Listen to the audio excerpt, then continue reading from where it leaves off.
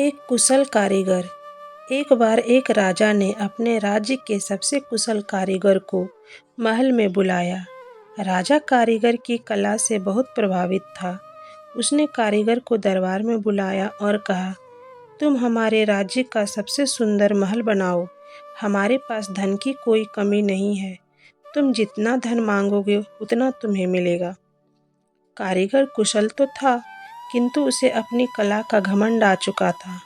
सब जगह से अपने काम की तारीफ सुनकर उसके मन में कामचोरी और आलस्य की प्रवृत्ति आ चुकी थी। खैर, कारीगर महाराज की आज्ञा पाकर अपने काम में जुट गया। लेकिन थोड़े ही दिन बाद उसके मन में विचार उठा कि क्यों न घटिया किस्म का माल लगाकर जल्दी से जल्दी महल का काम समाप्त करके मोटा मुनाफा कमा लिया जाए, और उसने यही किया। कारीगर ने घटिया किस्म का माल लगाकर महल की भुरभुरी दीवारें कड़ी कर दी। कारीगर ने बाहर से महल को सुंदर साज सज्जा से चमका दिया, लेकिन अंदर से महल में कच्चा माल लगा था।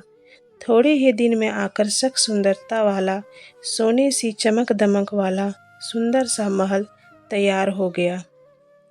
महल खड़ा करने के बाद कारीगर राजा की सेवा में पहुंचा और राजा को महल के बनने की सूचना दी। राजा अगले ही दिन महल का निरीक्षण करने के लिए पहुंचे।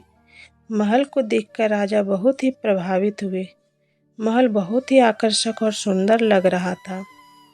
राजा ने कारीगर की बहुत प्रशंसा की और कहा, मैं तुम्हारी कुशलता से बहुत प्रभावित हूँ। इतने सुंदर महल का निर्माण के लिए तुम्हें जो भी इनाम दिया जाए वो कम है। मैं सोच रहा हूँ इस अद्भुत कार्य के लिए तुम्हें क्या इनाम दिया जाए। फिर थोड़ा सोचकर विचार कर महाराज मुस्कुराए और बोले, लो, तुम्हें यही महल पुरस्कार में देता हूँ। राजा की बात सुनकर कारीगर हतप्रभ रह गया। उसे क्या मालूम था कि जिस महल को वह घटिया माल से बना रहा है, वही महल एक दिन उसे इनाम में मिल जाएगा। राजा महल का निरीक्षण कर महल को कारीगर को इनाम में देकर चले गए। कारीगर अपने किए पर मुंह छिपाकर रोने लगा। कारीगर के घमंड, आलस्य, कामचोरी और मन में पाप रखकर बनाया गया खोखला महल उसी के हत्थे चढ़ गया। तो दोस्तों, हमारी काम हमारी पहचान को बना भी सकता है और बिगाड़ भी सकता है। इसीलिए कोई भी काम को हमें पूरी ईमानदारी, मेहनत और लगन के साथ करना चाहिए, चाहे वह हमारा आखिरी काम ही क्यों ना हो।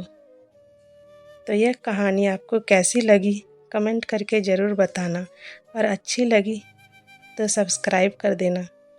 धन्यवाद।